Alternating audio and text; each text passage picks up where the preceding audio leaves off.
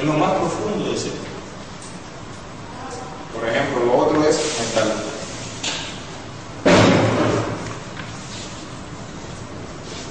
Pudiéramos a ver un ejemplo que lo tenemos aquí y lo podemos haciendo algo para abajo con dos. Y se le puede presentar un dolor en cualquier lugar. Vamos a hablar de un dolor en el cuello, por ejemplo. Vamos a partir que tenemos un eje central. El lado derecho e izquierdo siempre tiene que ver con lo que yo deseo hacer o deseo que suceda y no sucede, que es lo que llamamos un deseo contrariado, y la parte derecha es la acción contrariada. Entonces siempre le preguntamos a la persona qué estaba haciendo, que si es el lado izquierdo, qué deseabas hacer, y la persona llega específicamente para que dice, bueno, yo deseaba esto. Pero ahí nos quedamos en un nivel. Ir a lo más profundo sería que en realidad tú necesitabas de esa persona. Porque me puedes decir, yo quería que me ayudara. Eso es mentira, si tú puedes. Ese es el pensamiento, ese es el consciente. Biológicamente, ¿qué usted necesita? ¿Para qué esa persona usted necesita que esté a su lado? Entonces, cuando la persona toma conciencia, esa es la parte final que cuando ella siente, al final, es una necesidad biológica que ella tiene. Y para eso que necesita que esa persona esté. Muchas veces está tan en el inconsciente, pero vamos a ver en el transgeneracional, que la persona no se da cuenta. Nosotros tuvimos ayer una persona que cuando empezamos a hacer la historia, todo muy bien, cómo va con tu pareja, bien, pero aparte de bien, como no nos queremos dar cuenta, qué cosa es bien, no todo muy bien. Si yo no me acuerdo con tu pareja, y te pregunto, ¿qué cosa está bien? Y dime, contéstame, bueno, ¿tiene relaciones sexuales con él? Sí, pero desde aquí ya. Pero bien, no discutimos, es decir, todo muy cordial. Muy bien. Pero hace tiempo murió, fue su palabra. Pero biológicamente, tú tienes una necesidad. No. Las relaciones sexuales bien, yo no tengo ni tanta necesidad de eso. Bien. Y a ver. ¿Y hay relaciones sexuales? Sí. Esporádicas o porque no esporádicas. Bueno, ¿y qué sucede? Conclusión, a pasar la historia. El hombre es alcohólico. Es borracho. Si yo le pregunté, cuando tomas, ¿puedes tener relaciones sexuales con él? Me dijo, no. ¿Qué es lo que no te hace tener relaciones sexuales con él? La repugnancia. Eso es mental. Biológicamente. Esa tiene ya un conflicto programante que está viviendo, que si en el espacio y tiempo tiene un conflicto de no ser la elegida, está con todas las condiciones creadas para tener una patología de cuello de útero. Porque son los dos conflictos de la patología del cuello de útero. Tiene que haber un programante y después tiene que haber un desencadenante. Pero el problema me dice, todo está muy bien, yo estoy bien, cuando se viene en el auto, el hombre es el doble de su padre. Por supuesto. A ver, biológicamente, es decir, no es como el concepto no. Algo que se le puso ese nombre y pudo haber sido cualquiera, que voy a explicar en su momento qué cosa es, se le hizo un duelo, un ejercicio que se le puso un duelo, no se lo pusimos nosotros, está puesto y como está puesto lo respetamos, y cuando la señora hace el duelo, comienza como que ella entiende que sí, ya al final, ¿lo entendiste? Claro, lo importante es que no tengo que al final no es ni que te separe, ni que no te sino que no pasará. Claro, no tengo el momento que creo que pasa. Pero al final es porque no me puedo separar de esta persona. Pero al final, entre las cosas que ella tiene es que no se reconoce, piensa en el otro y el otro es muy bueno, porque no pelea conmigo. Pero al final, ¿qué tú sientes? ¿Qué tú sientes? Porque es lo mismo, y es lo que yo quiero que entiendan, el pensamiento dual, es decir, que son las dos polaridades. Es lo mismo cuando hay un exceso que cuando hay un defecto. Es lo mismo para el inconsciente. Por lo tanto, ella debe de vivir lo mismo cuando no puedo estar con el que toma, que cuando estoy con él, que estoy pensando que quizás, que si siempre fuera así, que bueno fuera, o fuera distinto. Al final están pensando en lo mismo. Porque el inconsciente, que es lo que nosotros tenemos como seres humanos, es a nivel simbólico. Da lo mismo una cosa real que una cosa simbólica. Es lo mismo, estás haciendo lo mismo, estás en lo mismo.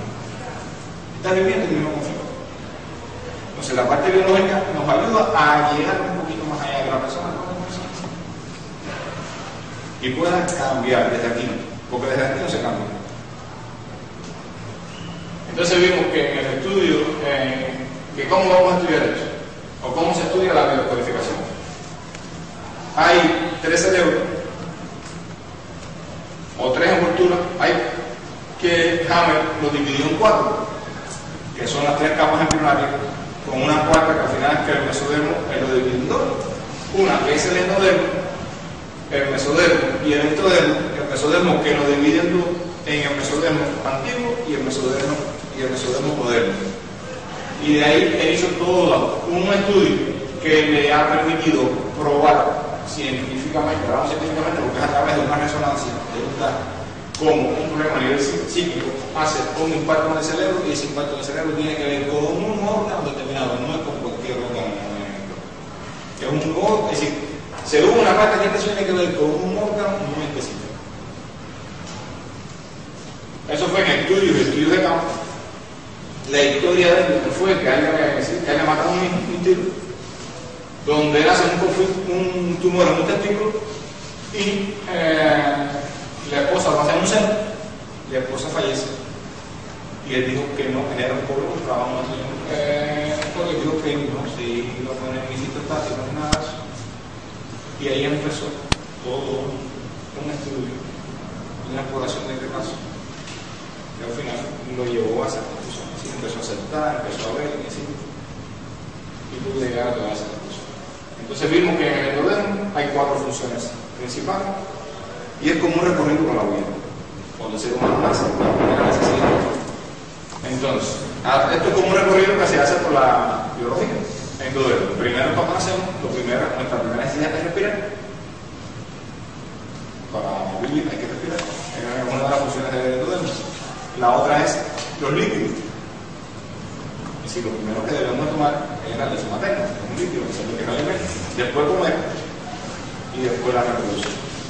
Son las funciones básicas del endodermo, que la vimos en la conferencia pasada, y que posteriormente, cuando lleguemos al estudio del endodermo, específicamente, nos introducimos más en ella y la podremos ver mejor. Después viene el mesodermo antiguo, que tiene que ver con la protección. Son las mamas, son todos los recubrimientos que protegen al cuerpo. Es la necesidad de protegerlo. Es decir, vamos a ver, tú naces y necesitas que te protejan. Un abrigo, un confort, una protección. De mamá, sí, del abrigo, sí, para poder sobrevivir. Después que naciste, que te voy a decir, que comiste, que tomaste el líquido, que comiste, que tienes la reproducción, como funciones que debes tener ahí, que te protegen, viene después el desplazamiento. Tienes que desplazarte. Que son muy valores cuando me desplazo, empiezo a compararme con el otro. Puedo, si me desplazo para cazar, para sobrevivir. Estamos hablando de la trayectoria que al final es como se vio que la filogénesis, que es la evolución de las especies, y cómo tenemos memorias de eso. Cuando salgo a cazar, cuando salgo a trabajar, cuando salgo a hacer cualquier cosa, o cuando salgo y no encuentro una pareja, y cuando salgo y veo que se meten con ella y conmigo no se meten, y cuando salgo y veo que aquel tiene novio y yo no tengo, y aquel tiene dinero y yo no tengo, y sí, cuando salgo y me empiezo a comparar con otro. Y empieza el proceso de evaluación o autoevaluación, que es igual a la desvalorización. Y son los conflictos que sí tienen que ver con el mesodermo moderno, la desvalorización. Y tenemos que lo del ectodermo son conflictos de relación, que son ya los conflictos mayores que tenemos los seres humanos, que es el corte cerebral, que son los de relaciones con yo con relación. Aquí tienen una gran importancia las hormonas como parte fundamental.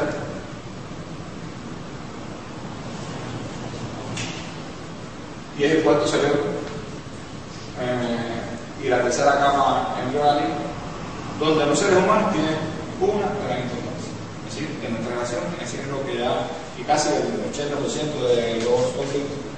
Entonces, algo como modo de recordatorio y es importante de aquella clase, para no decirlo de memoria, las necesidades biológicas por las que estaban. La primera es la necesidad de sentido de pertenencia. Y hablamos que eso se ve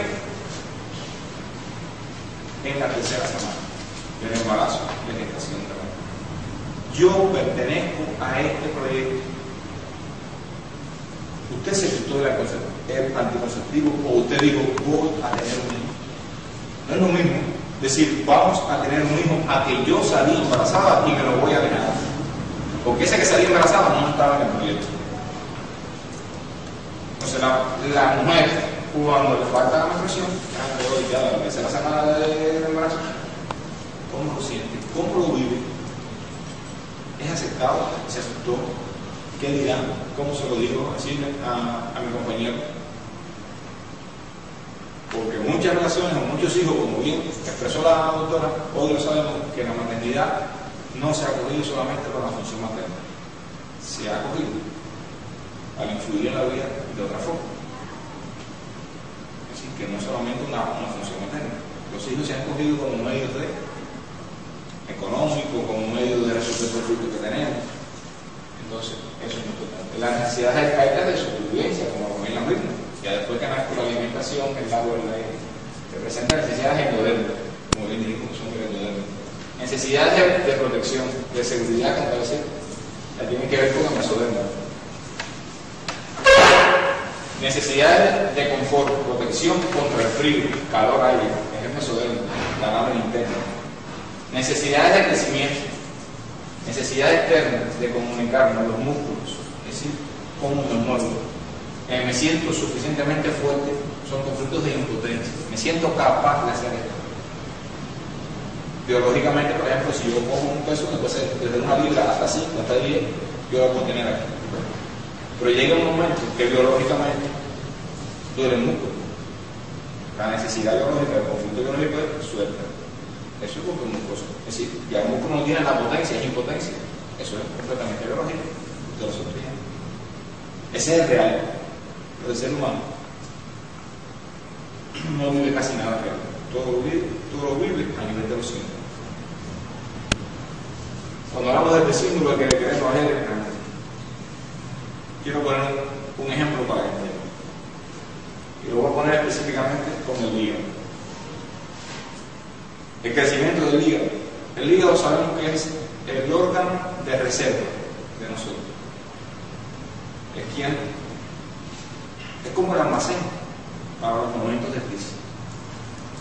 En los animales, en los lobos, por ejemplo, que coge su presa y viene el león, que es más fuerte que se la quitó, que pueden imaginar que en esos lugares de supervivencia la presa o el alimento no está como lo tenemos nosotros los seres humanos, sino que salir a cazar. Si él se demora en cazar, su hígado comienza a crecer para tener más reserva, para poder llegar a la próxima vez, que sería nosotros los marinos que tienen un turno de hígado. Para el ser humano, ¿cómo lo veo? Tengo una carencia, no tengo comida. Te puedes encontrar con personas que son muy ricas, que tienen muchas cosas y te dicen, ese no es el problema, pero se basan en la vida guardando.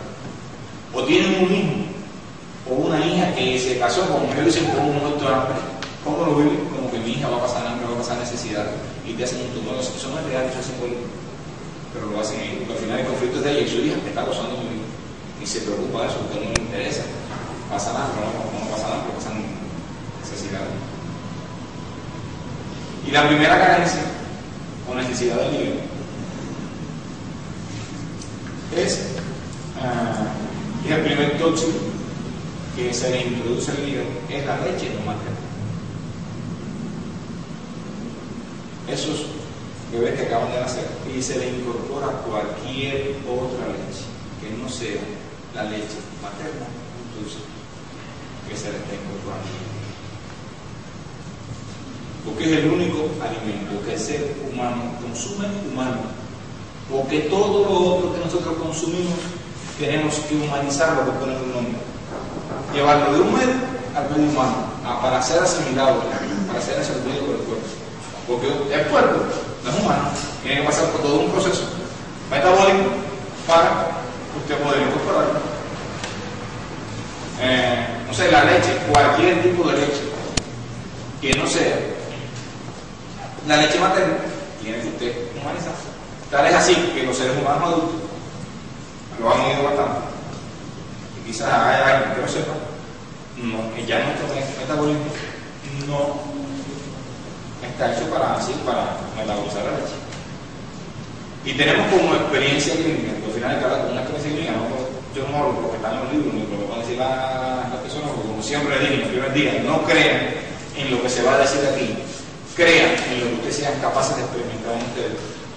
Porque en un momento fue de una persona, ya hoy es único porque llevo años experimentando y se lo puedo ver. Que es la diferencia de que viene a hablar de un libro al que viene o habla de algo que ya lo experimenté. Son dos cosas muy diferentes. Usted ve un paciente con artrosis y la primera pregunta no lo hacemos: ¿ingiere productos lácteos? Sí. Leche, yogur, queso, mantequilla, lo que sea. Le decimos, bueno, vamos a hacer algo. Yo le voy a sugerir algo, usted me dice, ¿por qué hace lo que usted quiera en su vida? Vamos a dejar de tomar alrededor de 15 a 21 días. Los productos, digamos, a lo que sucede. Y cuando llegue a los 21 días me dice, ¿cómo he mejorado? Yo digo, a usted decir, y lo primero es que nos 21 días, porque alrededor nos pasamos alrededor de 7 días para que esos tóxicos se eliminen. Si lo quiere hacer más rápido, se debe poner enema. Se pone enema hidrocuante y el proceso de desintoxicación es más rápido. Y los beneficios los vemos, por supuesto, mucho antes de los 21 días. El primer síntoma después de que comienzas a tomar leche o productos lácteos son gases. Que antiguamente no lo sentía porque ya tenía tanto tóxico como que el cuerpo se fue alzando. Después que te desintoxica lo que no son gases. Hay estadísticas y está súper comprobado que las madres que toman leche o que ingieren productos lácteos, su bebé tienen más gases.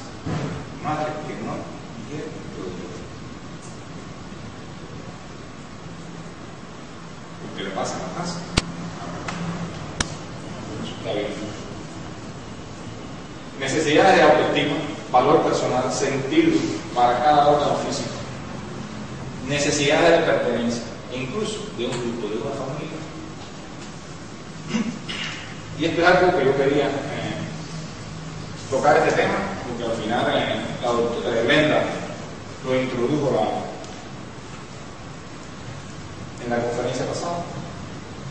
Y es algo que hoy, como vamos a hablar del inconsciente colectivo, nos compete tocar este tema.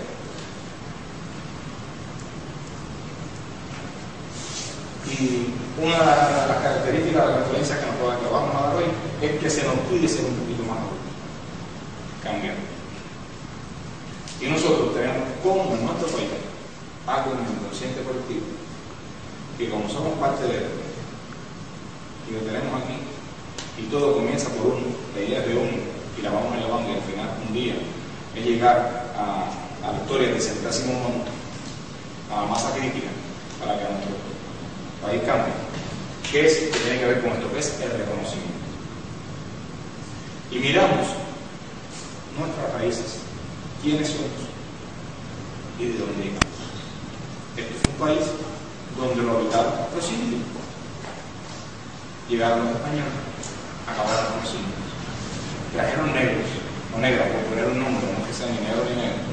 ¿Y qué hicieron? Simplemente, los españoles copulaban con las negras, las blancas copulaban con los negros, y al final esas nuevas crías no eran de nadie, porque no tenían un reconocimiento. Llegaron los americanos e hicieron lo mismo. ¿Y hoy qué sucede en nuestro país? Hacemos de todo, lo hemos hecho de todo durante mucho tiempo para que nuestro país sea reconocido.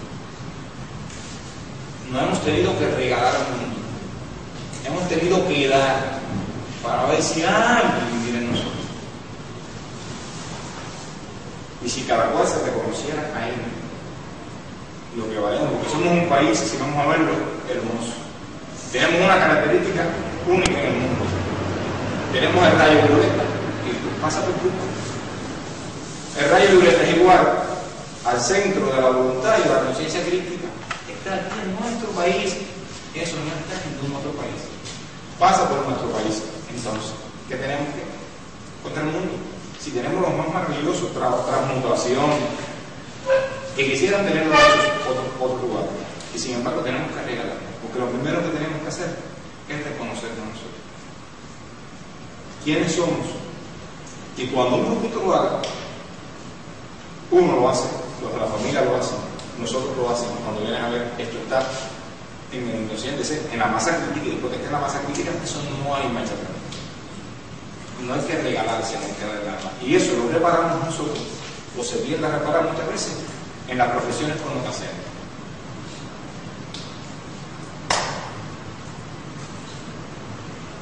Yo pasé por eso y todo, creo que muchos años pasado, que muchas veces de lo que hacemos lo regalamos, lo damos.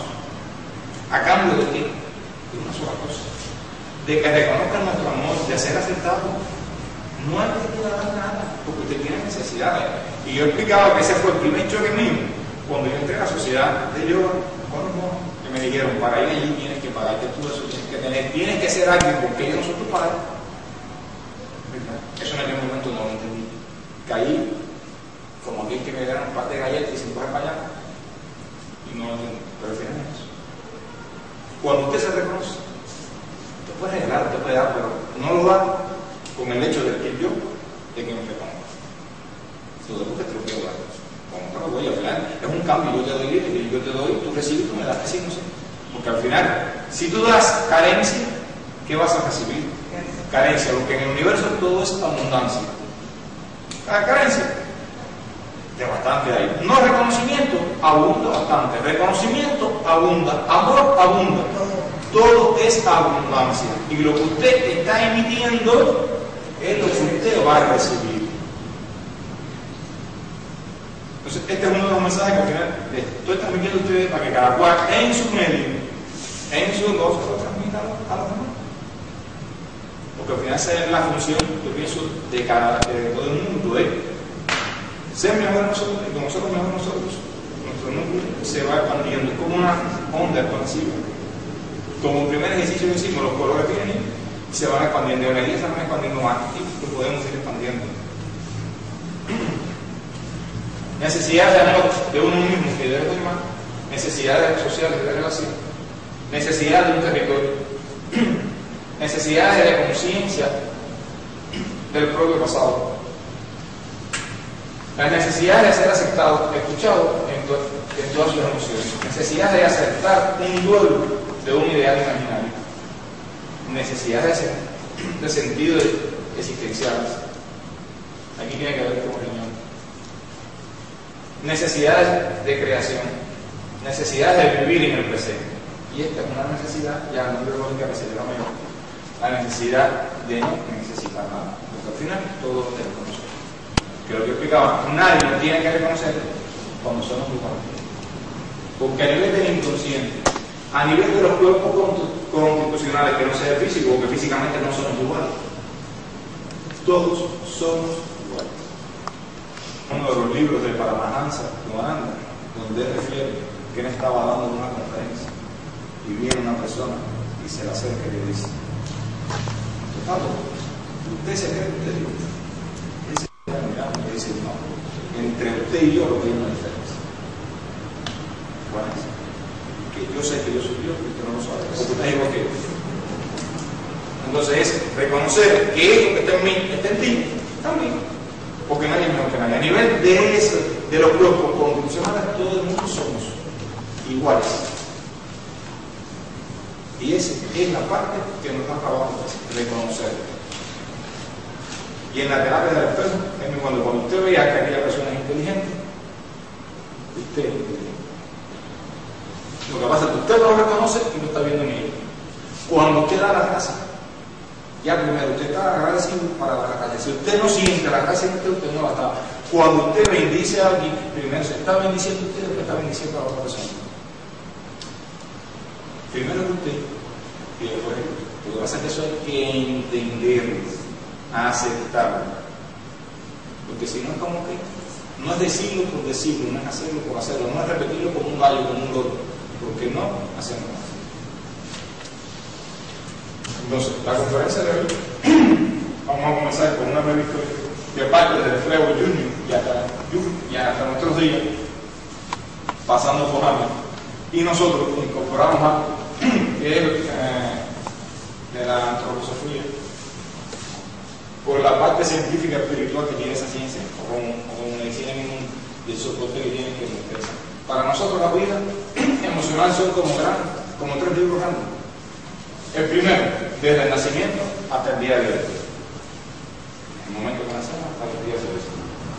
El segundo, el proyecto científico, vida dentro del útero materno, hasta los 3 años de edad.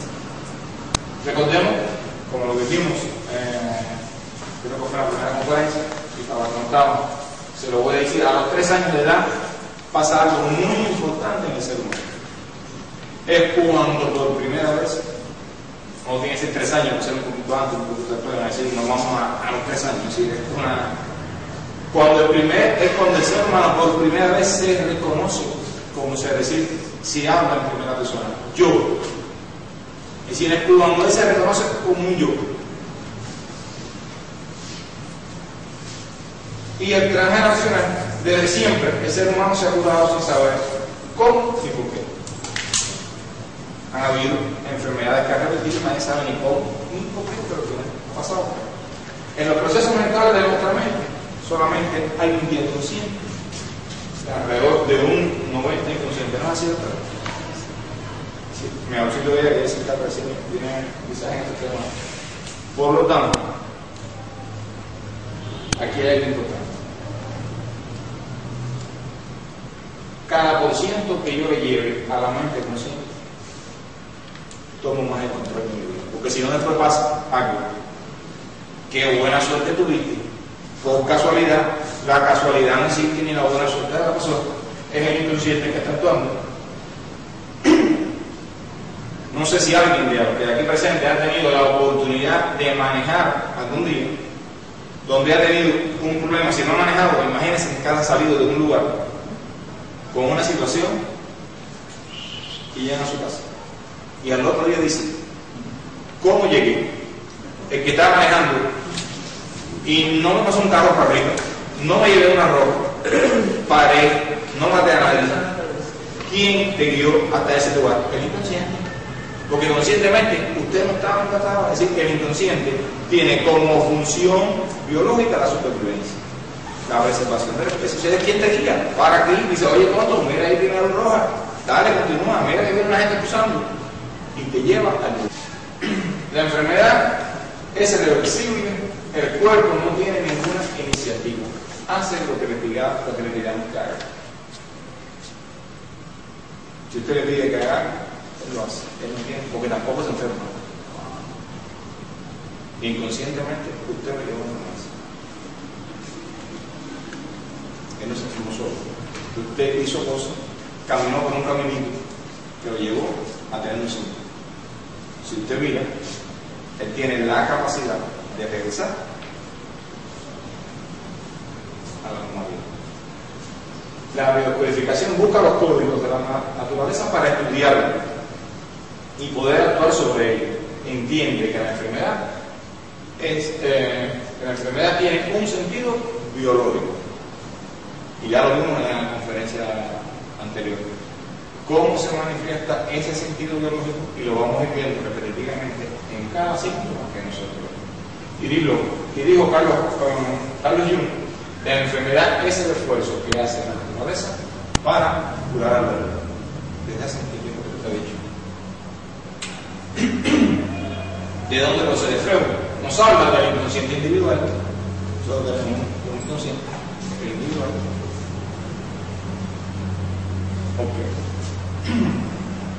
Hay una parte consciente y una parte inconsciente. Y vamos a prestar atención al inconsciente. ¿Cómo funciona el inconsciente? ¿Qué sucede con el inconsciente? El inconsciente es sumamente inteligente.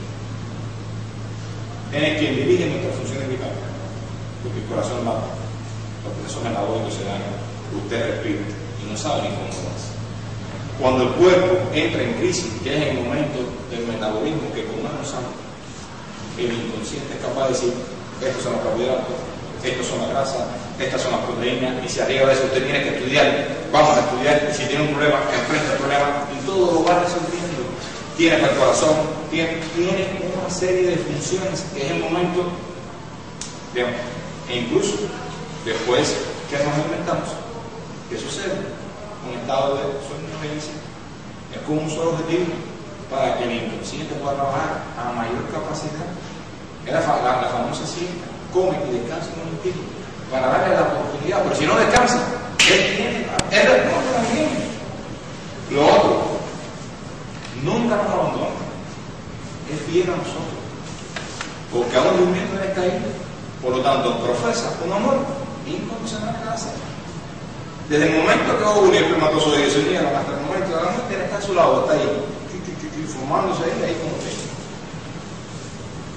No lo escuchamos, porque es silencioso. Trabaja en paz. Aquí están las dos palabras que hicieron al comenzar. Llamaron a la palabra, llamaron a la palabra. Amor cuando inhalamos y paz cuando exhalamos. ¿Qué estamos pidiendo?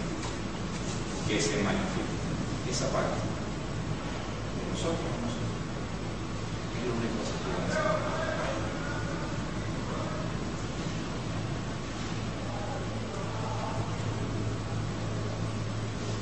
Por lo tanto, el inconsciente es igual al que lo pueden crear, no lo pueden creer, de todas maneras son problemas de concepto a toda la otra parte mística, como querían decir. Es el que quien se conecta con el inconsciente colectivo, llamaron el inconsciente colectivo, llamaron matriz, llamaron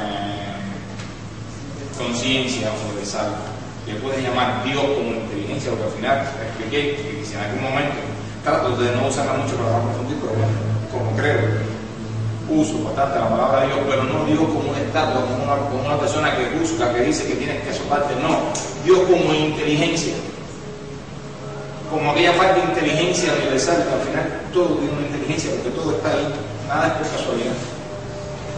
Entonces, esa parte, ese Dios, está en nosotros, en el inconsciente individual. Esa inteligencia está ahí, porque la poseemos.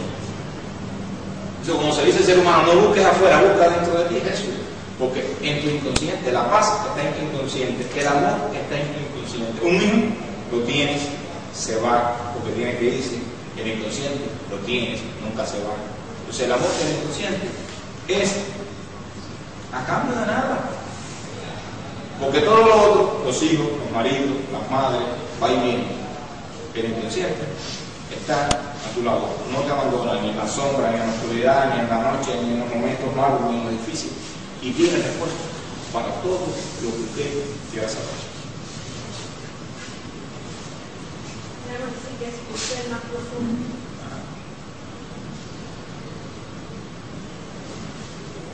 Nos habla de las etapas de desarrollo también, umbilical, oral, anal y genital. Nos habla de la inhibición, desplazamiento y de la prohibición como medio de protección. Nos habla del conflicto de vínculo y letra, que lo vamos a ver aquí. Nos habla también de las pulsiones autoconservación y sexuales. La transición del inconsciente nos habla un poco del proyecto científico. Todo lo que se estudia, decir que nada de lo que se estudia en la biocodificación es inventado, está hablado desde hace muchos siglos. Lo que pasa es que ¿qué fue lo que se hizo aquí? Se cogió, se agrupó y se hace una metodología para aplicar, porque la biocodificación es una metodología, son varias terapias que se cogen en función de esto. Jung, la enfermedad de refuerzo que hace la naturaleza para curar al hombre, nos introduce en el inconsciente colectivo. Ya Jung es que nos introduce en el inconsciente colectivo. Si el inconsciente no se hace consciente, es que guiará tu vida. Y lo llamaremos destino, que es lo mismo que ocurrió ahorita. El destino me tiene esto. El destino me tiene otro. El destino no es que el inconsciente se le va a manifestar de una forma o de otra. Porque esa es su función.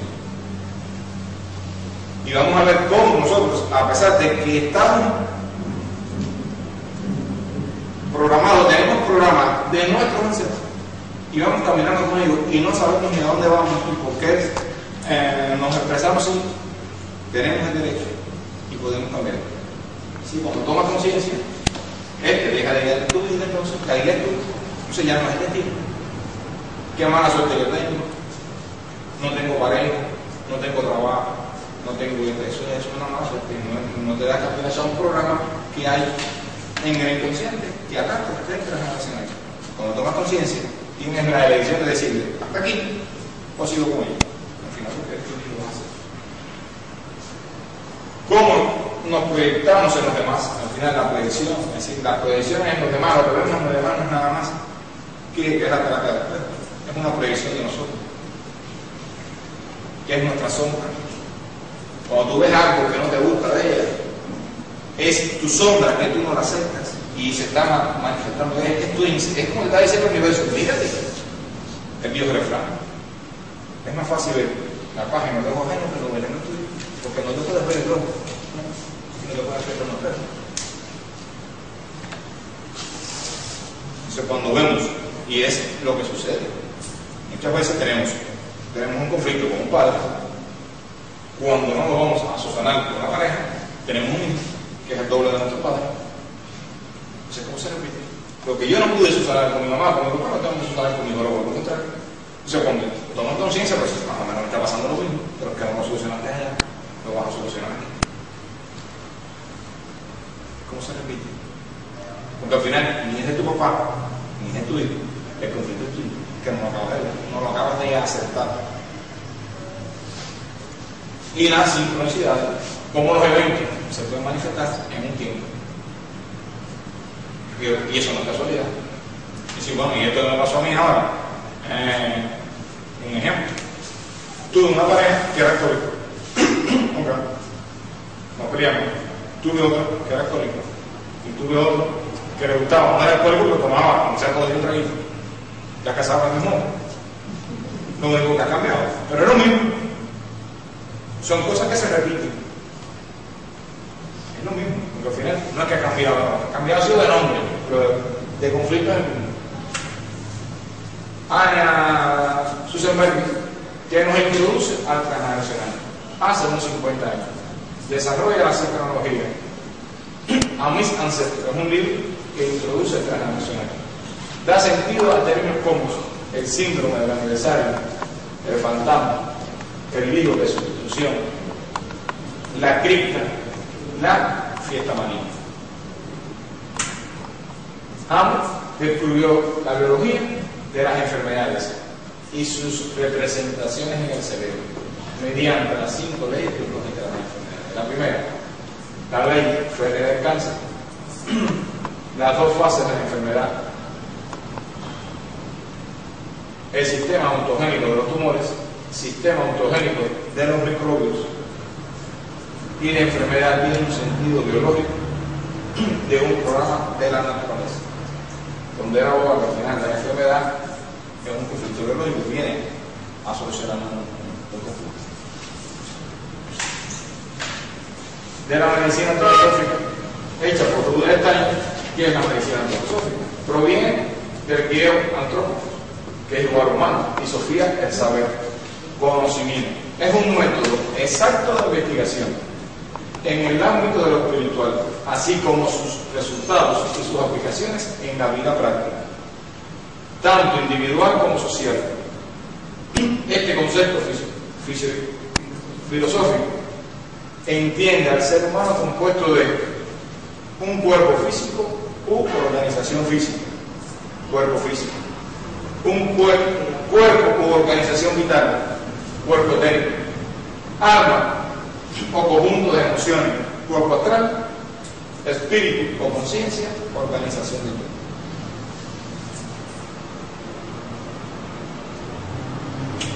La medicina antroposófica, el cuerpo humano y sus 4 y su cuadro de relación con el mundo terrenal. Eso lo vimos, pero es decir, en la primera conferencia, que fue como para despertar a quiénes somos. En su momento se va a desarrollar más. Desarrollo del organismo térmico y su patología. Aquí vimos específicamente, trabajamos o dimos mención a la fiebre en aquel momento. La actividad de la organización del yo y el sistema metabólico, la relación entre el cuerpo y el alma y la estructura ternaria del organismo humano, el desarrollo del nuevo ser y sus primeros tres sectores, el sistema de patología y la dietética. Serían los aspectos que, porque la medicina antroposófica habla de muchas cosas, pero bueno, sería a lo mejor una mujer como para asociarla y poder entenderla más a profundidad. La decodificación. No sé qué somos nosotros. Somos un proyecto científico. Un edad cronológica, que es la que nosotros tenemos. Tenemos ultra generacional y al final somos todos. Somos unas personas que cada vez somos nosotros. Llevamos todos estos proyectos con nosotros.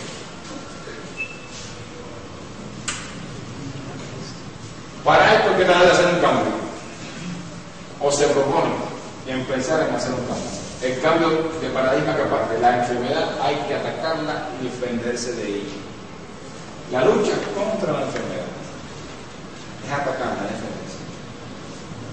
Entonces lo que se propone es, la enfermedad tiene un significado biológico de adaptación.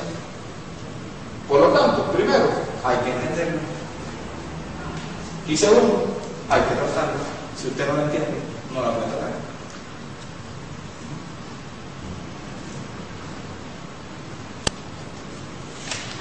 Y aquí pongo un ejemplo, por ejemplo, de los procesos virales. Es decir, cuando usted se siente y hace una entrevista detallada a una persona con un proceso viral, primero va a ver que recibió una noticia, un impacto emocional, momenticos, o comiendo, o antes de comer, un momentico después de comer. Por lo tanto, cuando se recibe un impacto emocional por una noticia o algo desagradable, lo primero que pasa. Es decir, las dos emociones básicas son miedo y amor. Miedo a los riñones y amor que tienen como proceso. Se produce un miedo a nivel del inconsciente. Los riñones que representan el cuerpo astral se retraen. El metabolismo que tiene que ver específicamente con el cuerpo astral, no por los riñones, pero sí por el vesículo biliar, se retiene y pasa por un proceso de fermentación. Es decir, esa comida, ese alimento que usted ha ingerido no es metabolizado, por lo tanto no se puede humanizar. Tiende a fermentarse. Se tienen que llegar a bacterias, tienen que llegar los virus, tiene que haber fiebre como una solución última a un conflicto de la organización del yo decía del cuerpo físico para solucionarlo. Si usted puede hacer lo que quiera, pues si al final esa enfermedad no es tratada en ese momento que se llama una enfermedad aguda correctamente, varias enfermedades agudas lo conllevan una enfermedad aguda. Son las artrosis, son las artritis, es la gota, porque son tóxicos que no se eliminan en el cuerpo y se van almacenando. Y así a esta edad aparecen toda una serie de cosas. Pero esos tóxicos no son nada más que varias enfermedades agudas que no se trataron correctamente, porque no se entendieron, no se entendió.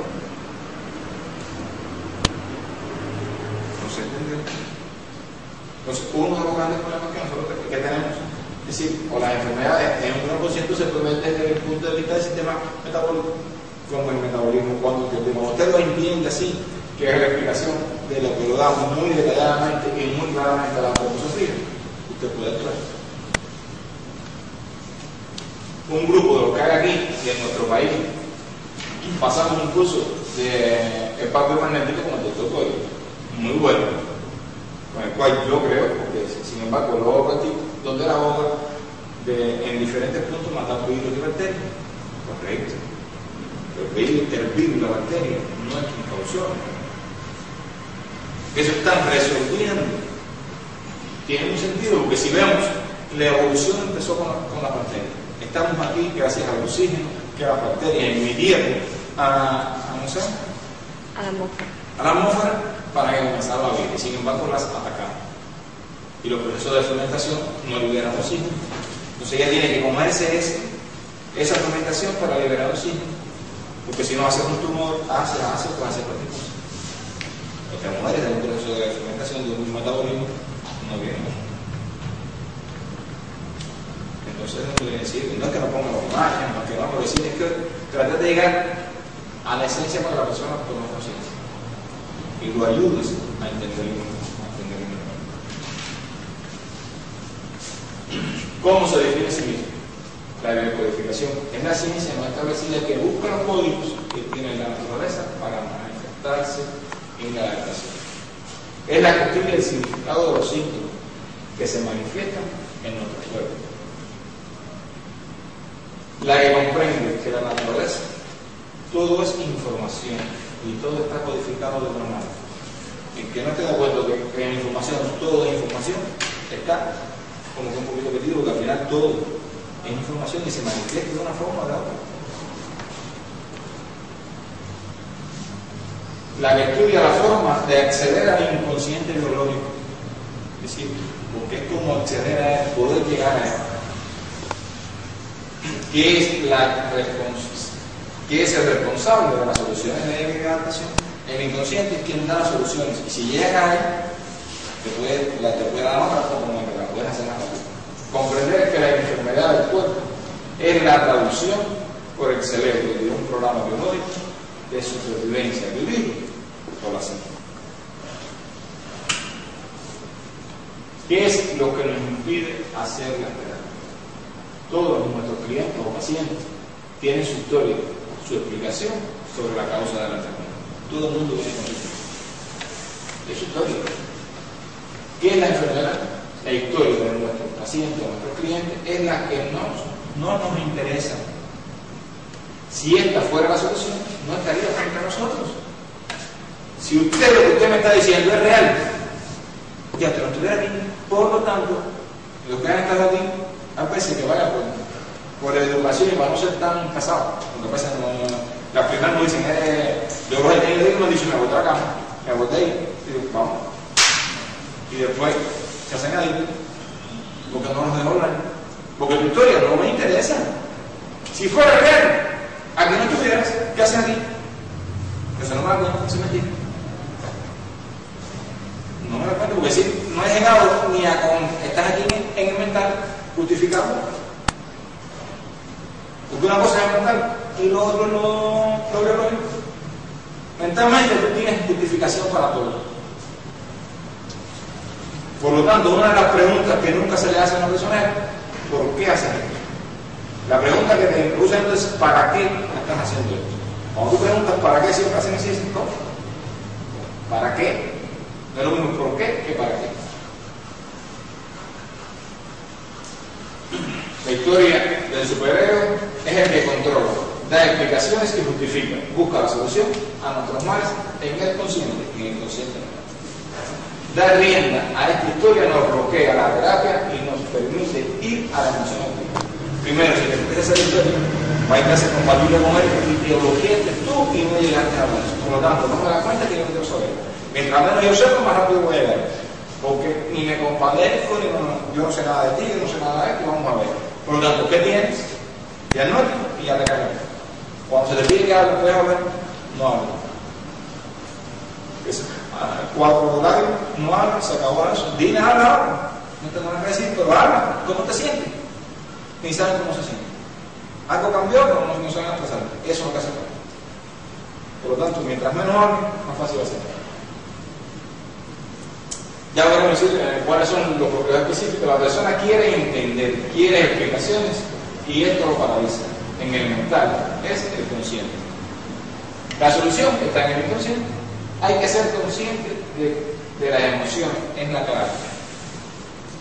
Hay que aprender a escuchar nuestro cuerpo y a escuchar biología. Y aquí el ADN hay 2 emociones. Miedo, que hace una frecuencia,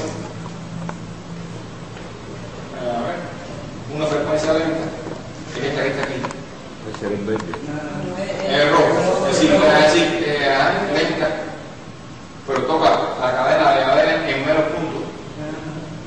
y la de amor, que es una frecuencia más rápida, pero toca el ADN en más.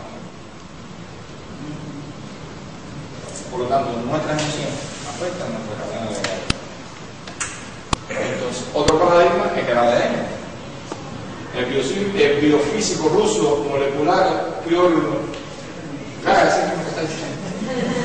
nos dice: hay evidencia de un completo tipo nuevo de medicinas en la cual el ADN puede ser influenciado y reprogramado por palabras y frecuencias. Solo el 10% de nuestro ADN se usa para crear proteínas y el otro 90% es considerado como basura, como si el universo creara cosas basura. Que usted no sepa el otro 90% en qué se puede usar, es mejor, pero el universo no crea basura. Eso es ilógico, el universo no crea basura. Los lingüistas rusos han encontrado que el código genético, especialmente, es de un 90% útil. Sigue las mismas reglas que todas las lenguas humanas. Los alcaloides de nuestro ADN siguen una gramática regular, con un grupo de reglas, igual que nuestros lenguajes.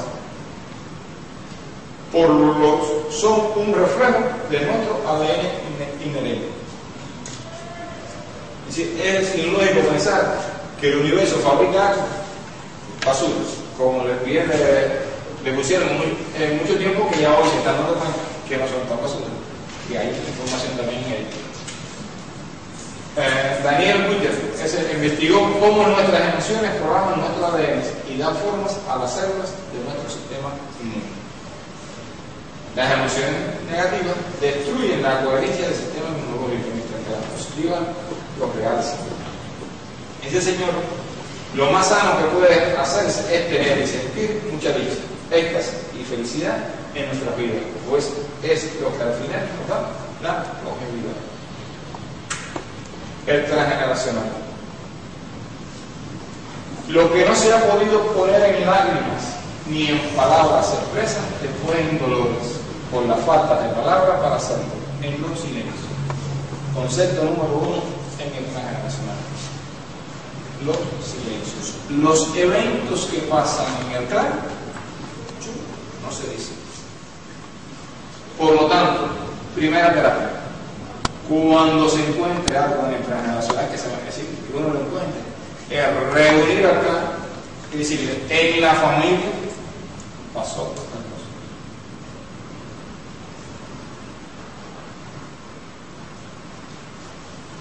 Cosas que no se hablan: niños muertos, buscados, violaciones, esas cosas traumáticas que pasan que no se hablan. Cuando usted va y las investiga, porque al final el árbol te va diciendo, pasa y la cuentas al clan, porque los secretos son los fantasmas. El fantasma no es no, el fantasma es lo que no se habló.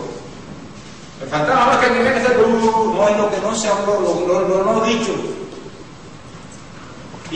Pero que el inconsciente sí lo sabe y al final lo va a manifestar. Con el 90% de ese ADN, esa información, por supuesto, si solamente trabaja, es decir, conscientemente tenemos un 10, inconsciente trabaja, es decir, es la misma relación, no te das cuenta que la misma relación, ¿cómo se llama? ADN con consciente y inconsciente. Nosotros trabajamos a partir de planteamientos científicos y analíticos con los pies en la tierra.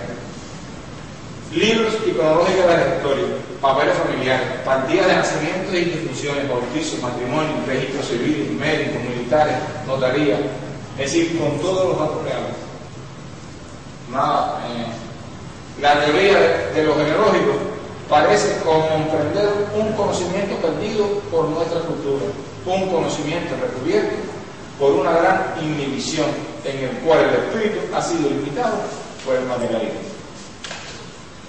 Muchas personas, cuando tú le hablas de esto, es decir, como que dicen, y será verdad, bueno, yo te pongo una de eso ahí, y yo te digo, y cuando yo te empiezo a decir, tú vas a decir que sea, uno lo cree, otro no lo cree, porque no va a ser una parte inconsciente, la parte espiritual no, así como que piensan que este se murió, y como ya se murió, seguro tú no tienes una información en el ADN, si vamos a ponerlo físicamente, de ese abuelo tuyo, de bisabuelo que se perdió no sé cuántos años, tú no tienes esa información. Entonces, ya llegaste, pues, si tú llegas por si es de papá por una cadena, papá tuvo padre, y una información que tienes.